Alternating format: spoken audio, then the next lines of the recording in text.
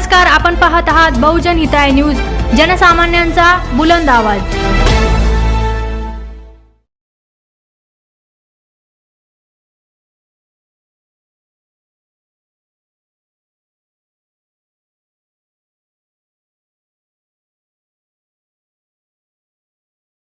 वर्ष झालेले आहे आणि मला लहानपणापासून करण्याचा मला छंद आहे। कारण माझे वडील शिक्षक होते। माझे वडील शिक्षक होते। वडिलांनी हे सांगितलेले, बेटा जनताची सेवा केली म्हणजे तू आई वडिलांची सेवा झाली हे समजून तू काम करायचं, असं त्यांनी सांगितलेलं।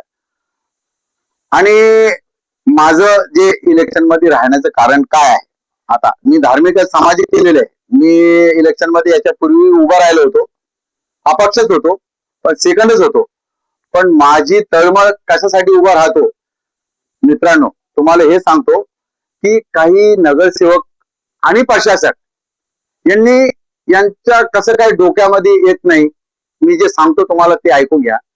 आमचा सगळ्यात मोठा प्रश्न सिडको हडकोला पाण्याचा आहे, बरोबर आहे।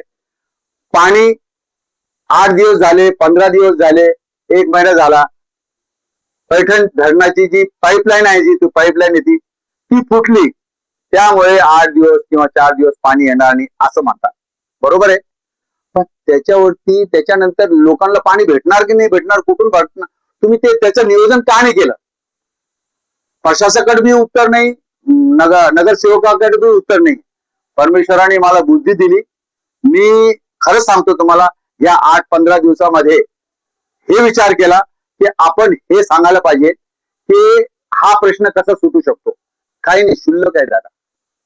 प्रत्येक नगरसेवकाने प्रत्येक ओपन स्पेस वरती जिथं मंदिरे बनवलेली आहे ना, ओपन स्पेस, तिथं 25-25 लाखाची पाण्याची टाकी प्रत्येक सेक्टर मध्ये बांधून ठेवली। आणि जो पाणी येतो, जे तुमच्या महानगरपालिकाच्या याच्यामध्ये राहते ना, काय म्हणतात त्याला, टाकीमध्ये, ते डायरेक्ट आपल्या टाकीमध्ये भरून ठेवायचं। भरून ठेवल्यानंतर काय होतं माहितीये का, जेव्हा राहणार का, तो एक नियोजन आहे। आणि दुसरी गोष्ट ही आहे, जेव्हा नगरसेवक आपल्या वार्डामध्ये रोडचं काम करतात, त्यांनी कधीही तिथल्या लोकांना विश्वासात घेऊन ते रोड बनवलेले नाही। म्हणून आज जे रोड लवकर खराब झालेले आहे त्याचं हे कारण आहे।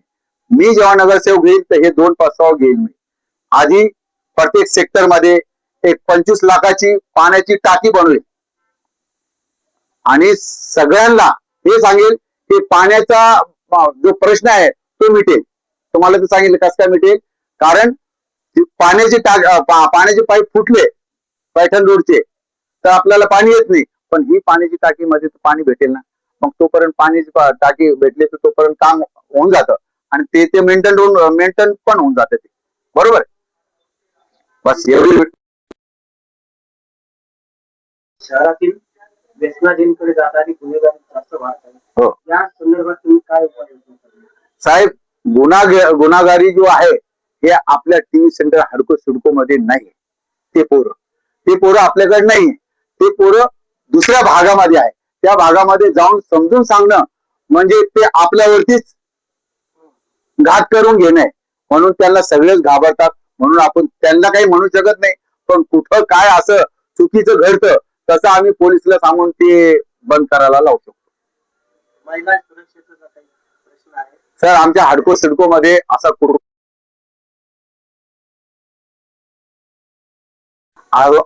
रात्रीच्या 2 वाजता घरी जाऊ द्या, त्यांना कधीच काही होणार नाही, हे तर पाहिजे। तुम्ही तर पाण्याविषयी व्यवस्था जी सांगितली, हा छान सांगितली। पण दुसरा एक प्रश्न असा आहे भाऊ, कारण की मेणबत्ती चिन्ह जे, हो, मेणबत्ती चिन्हावर मागचा इतिहास आहे, मोठा आमदार पण निवडून आलेला आहे, हो, अपक्ष, हो। तर आपण हे चिन्ह का घेतलं, काय कारण आहे?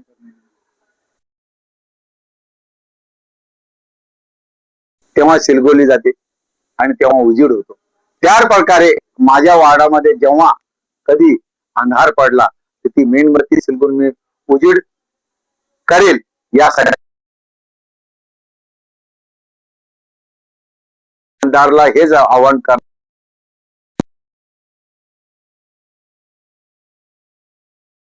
त्यांनी कधीही आपला घरचा टॅक्स कमी केलेला नाही, आपल्या घराचा टॅक्स वाढवलेला आहे. पक्षवाले नगरसेवक एकत्रित झाल्यानंतर पब्लिकचं राय घेऊ शकत नाही ते, की बाबा हा रोड बनवू लागले, त्या रोड मध्ये 1000 गुण्या सिमेंट लागू लागले, तर तुम्ही नागरिकांना विश्वासात घेऊन तो रोड बनवणार नाही, कारण त्याच्यामध्ये तुम्हाला कमिशन खायचं असतं. आजपर्यंत तेच चाललंय. त्यासाठी अपक्ष राहिला तर मी खाऊ देणार नाही त्यांना, आणि रोड चांगले बनेल आणि प्रत्येक गोष्ट चांगली होईल वाढत. ही कोरोना एक महामारीचं मोठं संकट आलं होतं. हो, त्या काळात पण इथल्या नागरिकांचं म्हणणं आहे की तुम्ही खूप धावून गेलात. काय कसं बघता तुम्ही आता? तर करोनाच्या वेळेस जेव्हा मी पाहिलं आपले इथले आजूबाजूचे आपल्या शहराचे लोक मुठीमध्ये जीव घेऊन पळत होते, आणि काही बाहेर गावाचे होते ते गावाला पळत होते, पायी गेले, आणि काही जिथे राहत होते गोरगरीब त्यांना खायला अन्न नव्हतं, पीठ नव्हतं. तर मी 2 दिवसाच्या नंतर मी त्यांना घरपोच आणि माझ्या घरी बोलून त्यांना कोरोनाच्या वेळेस त्यांना मदत केली, ते किट वाटलं मी. आणि दुसरी गोष्ट ही आहे, प्रत्येक घरी जाऊन मी फवारणी केलेली आहे. ते फवारणीचे हे चित्र आहे पहा, मी खास हे केलेलं. इलेक्शन मध्ये उभे राहील म्हणून मी हे काम करू लागलो, अशातला भाग नव्हता. म्हणजे म्हणायचं तात्पर्य हे आहे की आपण जनताची सेवा करत राहावं, ही माझी अपेक्षा होती आणि हीच माझा छंद आहे.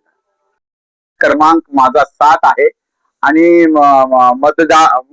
मत दाबायचं जे बटन आहे ते 6 नंबर आहे. हे बघा 6 नंबर आहे, आणि मेणबत्ती माझी निशाणी आहे.